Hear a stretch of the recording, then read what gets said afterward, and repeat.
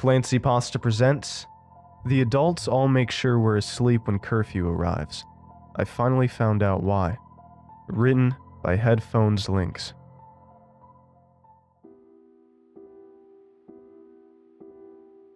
I'm calmed down enough for me to write it on here. r/no sleep is the only place that will believe what happened last night, and I want it to be out there. I live in the northern Midwest, where the trees reach like claws attempting to grab the moon, and the seasons are largely dictated by winters. The town is your standard affair for the area downtown, where the community gathers, the surrounding areas where people live, and where stuff like schools are. All of this is surrounded by the woods, and the closest town is an hour-long drive across dirt roads. I tend to hang out with my friends in the downtown areas when we want to go shopping, enjoy a girls' day out in the cafes, go walking in the local park known as the Garden, or screw around in an alleyway. But we also hang out in the woods. The woods are a great place to mess around in because they're so large. People have gone missing in there, but my friend group, whom I'll be calling the Brigade for reasons you'll see later, have been running around the place so much we know the trails, the paths, and shortcuts through the massive sea of trees. We even found abandoned mineshaft huts, one of which is our current hideout. As much as I'd like to think we're a fairly normal community, there are several odd things in the town that the Brigade has noticed, but we didn't connect until now. One such thing is that the adults all make sure we're asleep by the time the set curfew comes, which is midnight. Another is that adults discourage opening tourism of our town's mining operations. And yet another is that there's a disconnect that automatically happens when someone turns 25 here. It happens as soon as they turn 25, too. Close siblings suddenly don't talk, even if they're a year apart. They don't even focus on teens anymore. However, the adults seem a lot more nervous than usual nowadays. As my friend Joey, whose father is an active community member, says that his father's been staying up much later, so he can't sneak out and meet up at our hideout at the normal time. Another friend of mine, Stacy, said that her mother's been working on something that has been stressing her mom out. Both incidents we would usually not care about, or at least I wouldn't. My parents in particular have been more and more vigilant in making sure I'm asleep, but that didn't stop me.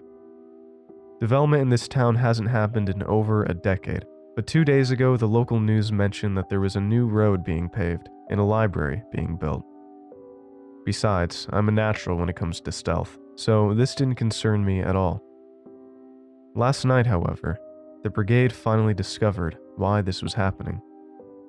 Around 9 p.m., Izzy, me, arrived at the hideout. I try to go at this time so I get access to the snacks first, but both Revy and Blue were already there.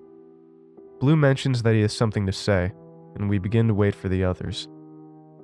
Between 9:30 and 10:30, Stacy, Joey, Lucky, and Jane all make it to the hideout. When Revy finally arrives, Blue tells us something. You know how everyone follows the curfew rule religiously? My parents are out right now, so I can cover for all of us. We're staying at my place. But do you guys want to roam around the town when everyone's indoors? I'm a bit skeptical, but before I can voice it, Jane jumps in. Now that you mention it, I checked in with some of my friends down south.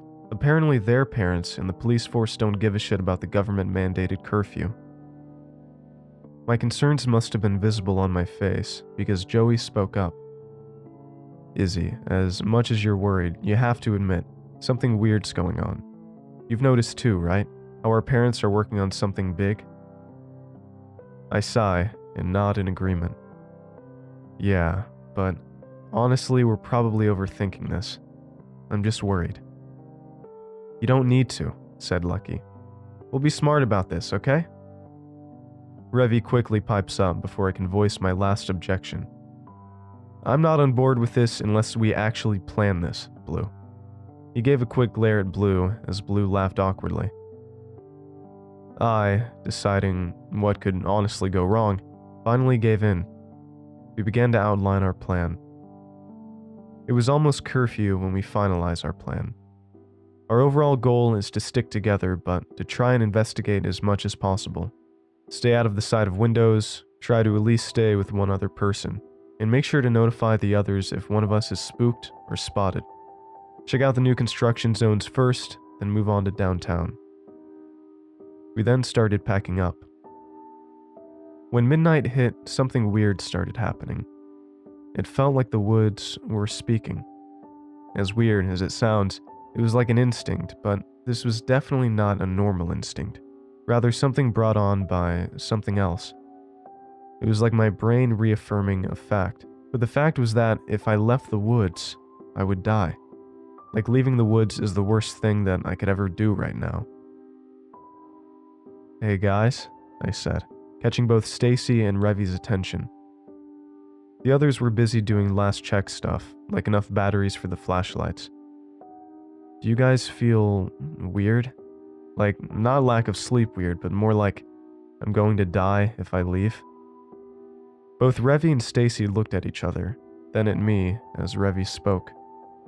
"Now that you mention it, yeah, but it's less of that aura you're describing and more of a bad gut feeling." Stacy raised an eyebrow in confusion. "I'm getting it too, but not like what the two of you are saying it is. It's more of a pause. An idea in the back of my head? Like my conscience is saying that we're going to die if we do this." Revy gave us his "are you serious" look and opened his mouth to say something. "Hey, you guys coming or not?" That was Blue. The rest of the gang was up and ready. Joey seemed a lot more apprehensive than before, even holding his baseball bat to his side. I hurriedly stuffed some food into my bag and grabbed my flashlight, and we set out. As suicidal as not having flashlights at midnight in the middle of the woods were, all of us could navigate the place while blind. Besides, a light in the dark woods would have drawn attention, and that's what we were avoiding. The closer we got to the edge, the more the feeling grew. It turned from existential dread to blaring alarms yelling that you need to just get out of whatever hole I was digging myself into. Both Stacy and Revy sent looks of concern my way, but I kept telling myself that it wasn't as bad as it seemed. I could always back out. One of the new buildings being constructed was a library off of the main areas, and it was the closest to our hideout, so naturally, we went there. The feeling kept growing worse and worse, and eventually we reached the edge of the forest where the construction was taking place. But something was wrong.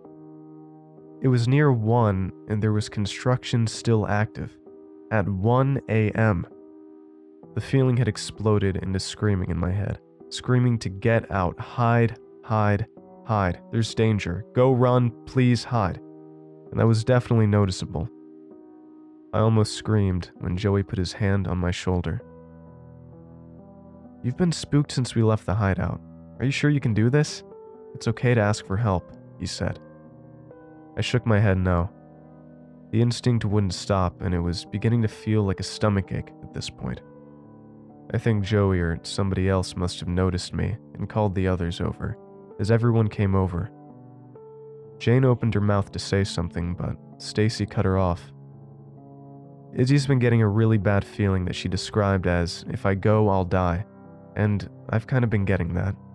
Anyone else? Jane paused. "I got it too. Do you think it's related?"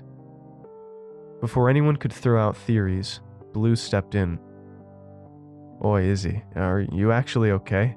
You look like you're dying." "No, it grew into, like it's actually affecting me. I have a stomachache, a really bad one that started when we were near the forest edge."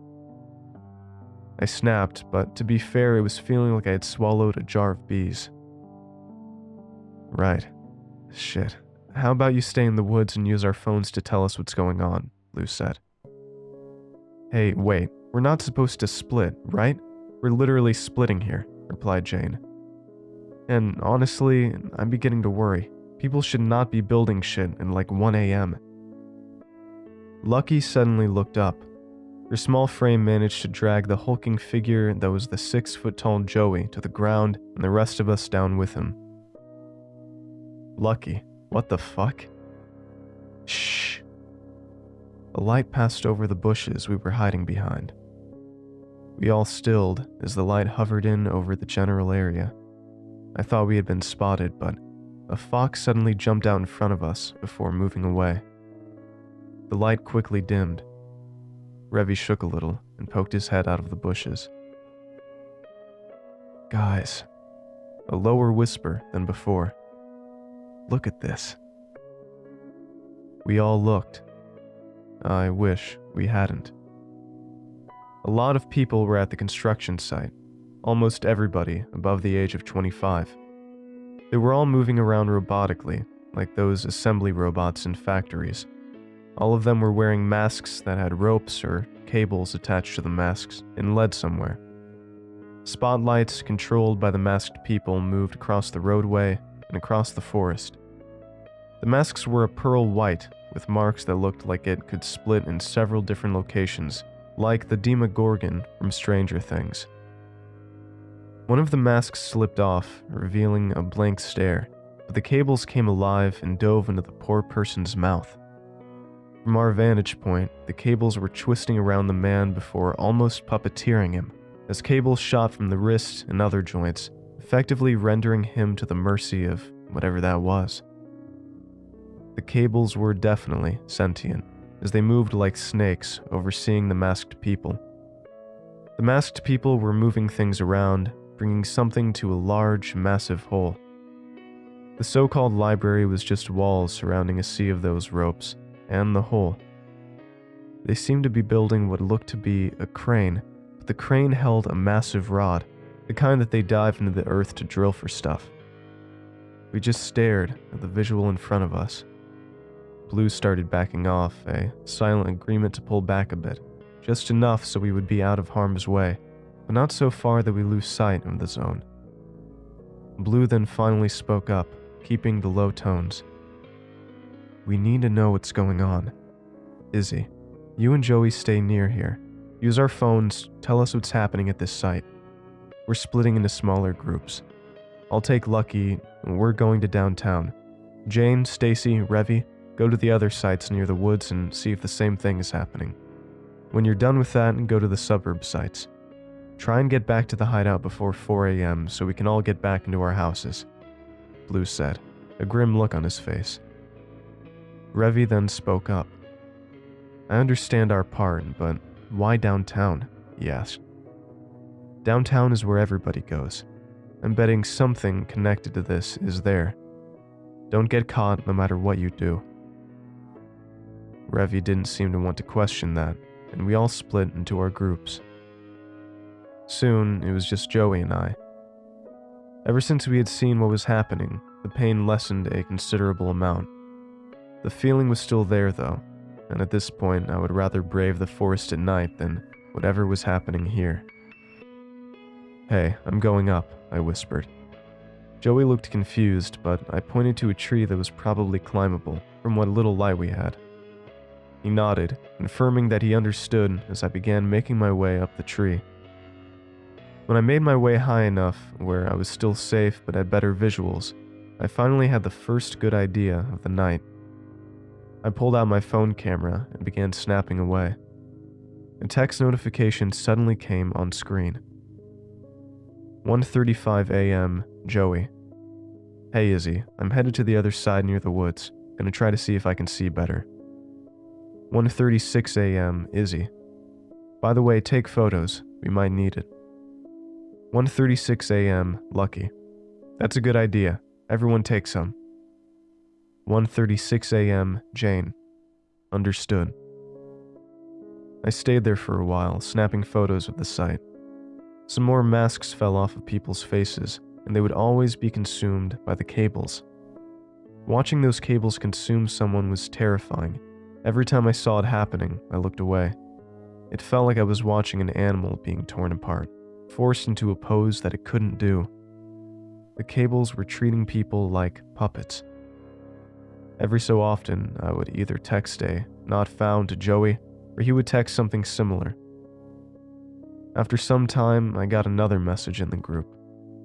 2:48 a.m. Revy. "Guys, WTF, look at this." 2:48 a.m. Revy sent a photo. From what I could tell, in spite of the poor lighting, The cables had filled every street in the subdivision they were in, looking like rivers of black ropes. The trio had gotten up onto the roof, and the cables formed several massive black spires that reached into the sky, almost as tall as the trees around us.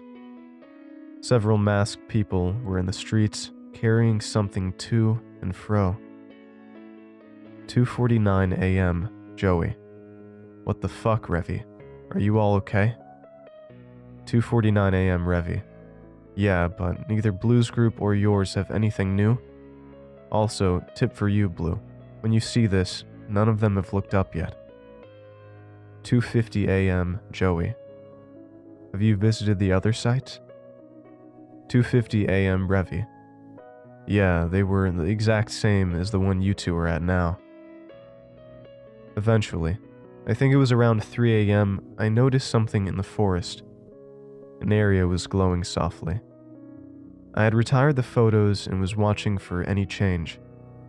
When the area started glowing, the cables all reacted. All work instantly stopped, and the masked people began marching across the road to the area. I snapped a photo of what was happening and sent off a text. 3:03 a.m. Izzy. Something in the forest started glowing, checking it out now. 3:03 a.m. Joey. I see it. I don't think I can get to you. The masks are making lots of moves. 3:03 a.m. Joey. If I move, they'll see me.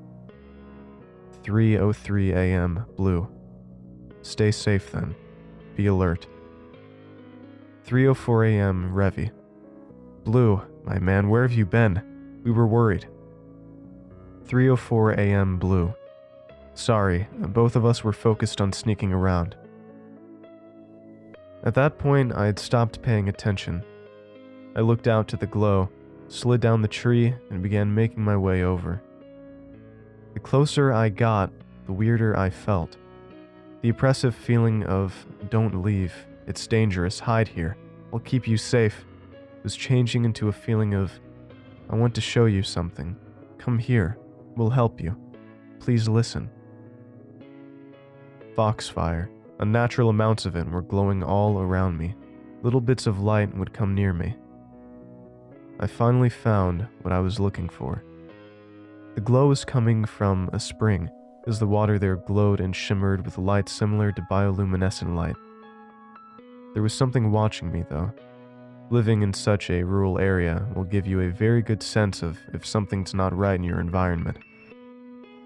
Pulling out my phone. 3:20 a.m. I should start heading back ASAP. I snapped a photo of the spring and was about to turn around when... I see you.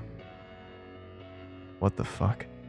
I paused and looked around, ready to book it at the sight of danger, but my gut wouldn't let me. I'm near you. A cold breeze passed over me, and I shuddered. Please let that be the wind. I know about the masked. What in God's holy name was happening? Who are you? I asked, putting my brave face on. The voice felt like my thoughts, but they were a completely different voice compared to my thought voices.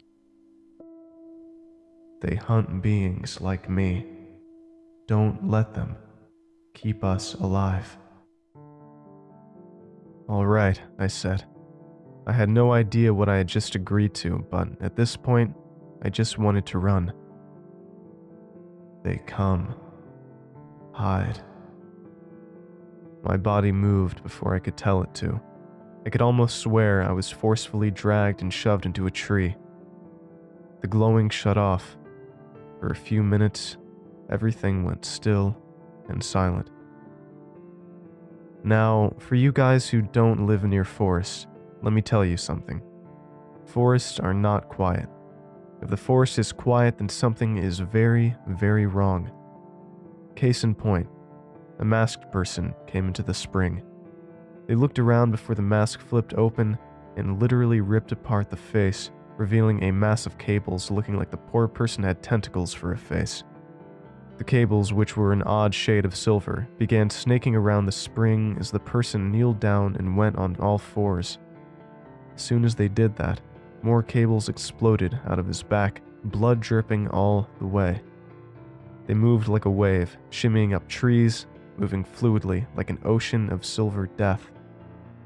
The cables came up my tree, and I held my breath, staying as still as I could.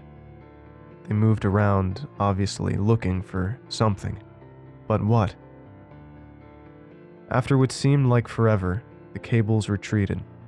Soon after that, the masked person stood up and all the cables slunk away, back into the body. As they moved back, the wounds were healing. Soon it was completely healed, the only casualty being a ripped back shirt. The person walked away. I didn't move for a while after that, trying to recover from the shock of whatever that was. Finally, I gathered enough strength to pull out my phone. 3:50 a.m. The past few hours weren't some acid trip. They actually happened. I saw the slew of texts sent my way and opened the group chat, where it was clear I had missed things. 3:04 a.m. Revy. Blue, you found anything? 3:04 a.m. Blue. Yes, Town Hall plus the garden had something. 3:04 a.m. Blue. Give me a sec. Let me hide. 3:05 a.m. Blue sent a photo. The photo was a photo of what was clearly a map of our surrounding areas. There were markings across the place, with notes as spotted here, potential base, and freeing operations here. 3:05 a.m. Blue. The ones marked freeing op all correlate to the locations of the construction sites. 3:06 a.m. Blue sent a photo. This time the photo showed off a massive spire, clearly reaching out of the small little park in the downtown area. The spire looked like a flower bud, and a bunch of masked people was near it. 3:06 a.m. Blue. You can see it, but it was pulsating. 3:07 a.m. Revy. WTF is happening? 3:07 a.m. Revy. Also, is everything okay for everyone? Jane and Stacy are okay, and we're trying to sneak back to your house. 3:07 a.m. Blue. The plan was to meet up at the hideout? 3:07 a.m. Revy. Yeah, I know, but think about it. 3:07 a.m. Revy. It's riskier trying to travel as one big group, and we can meet up at our house anyway. 3:07 a.m. Revy. Also, here.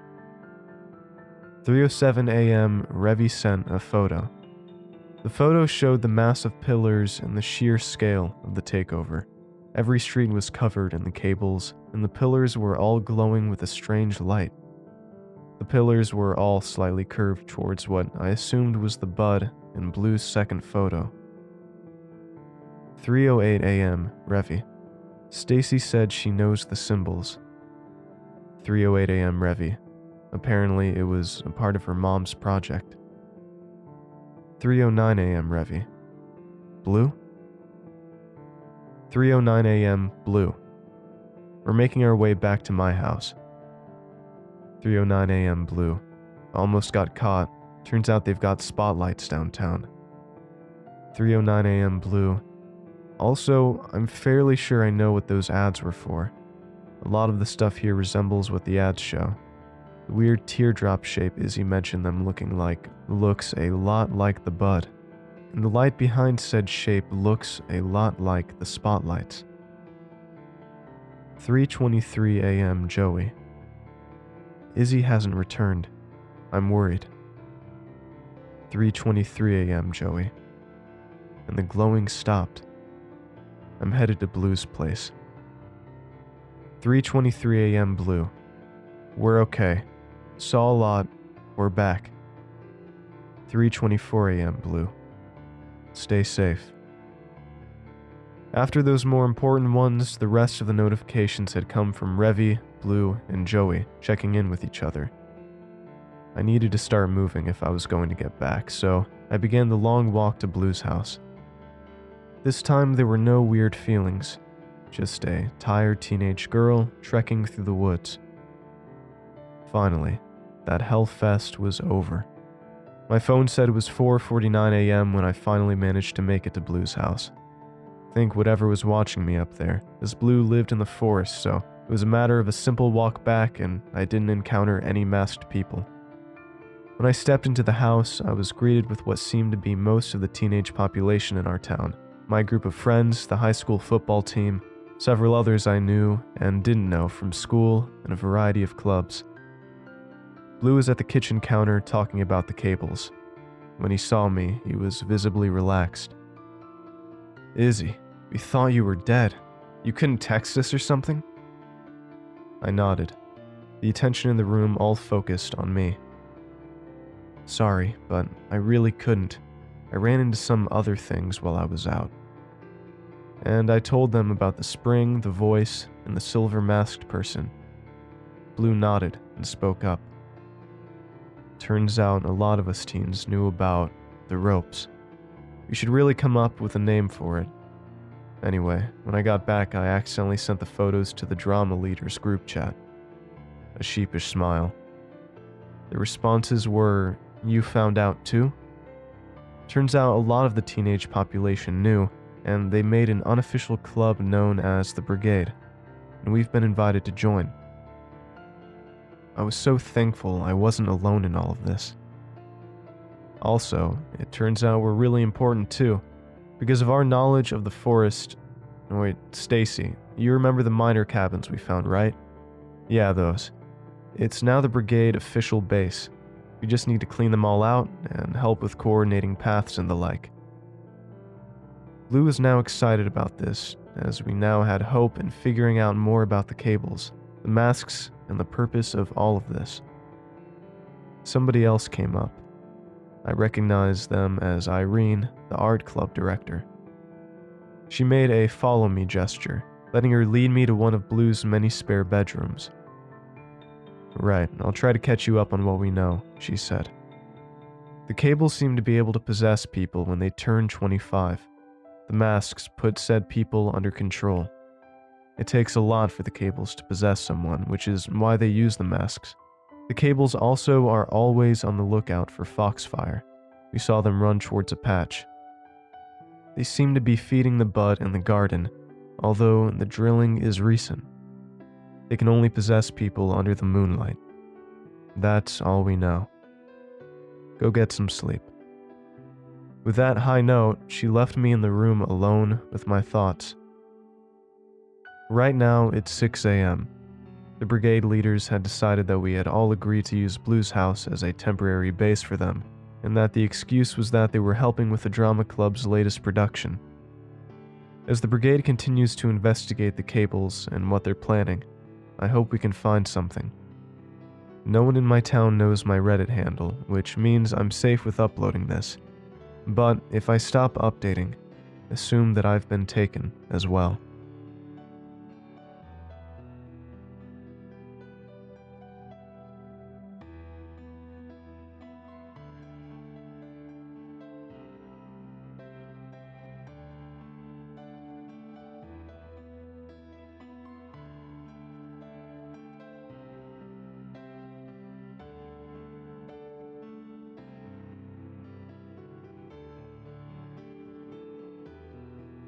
Thanks for watching, and I hope you enjoyed today's video.